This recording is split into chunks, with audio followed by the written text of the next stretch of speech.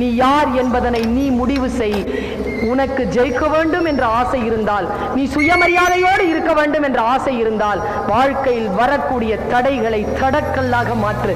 யாரோ ஒருவர் பேசினார்கள், செதுக்கினா பாறைக்கு வலிக்கும், வலியை தாங்கும் பாறை சிலையாகிறது.